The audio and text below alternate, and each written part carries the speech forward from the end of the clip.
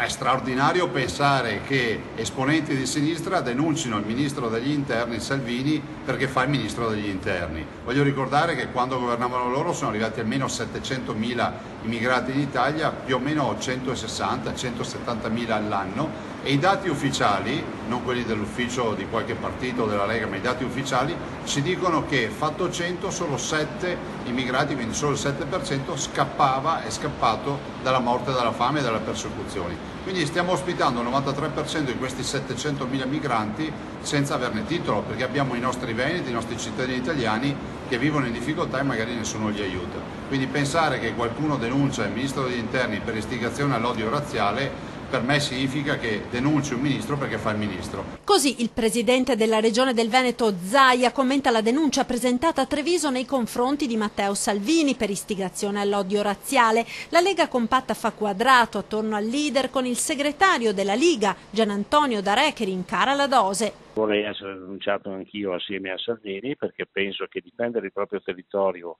sia una cosa dovuta e il ministro Salvini sta facendo questo.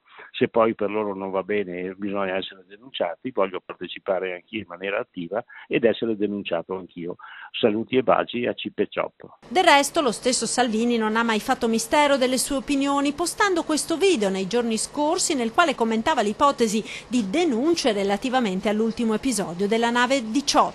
Ho le spalle larghe, penso di avere il sostegno della stragrande maggioranza dei cittadini italiani, dirò di più, anche della stragrande maggioranza degli immigrati regolari e per bene che sono in Italia, e mi dicono: Salvini chiudi, Salvini controlla, Salvini ci vogliono regole, rispetto, ordine, sicurezza, pulizia. Questo faccio, questo sono pagato per fare. Mi volete indagare? Indagatemi. Mi volete processare? Processatemi.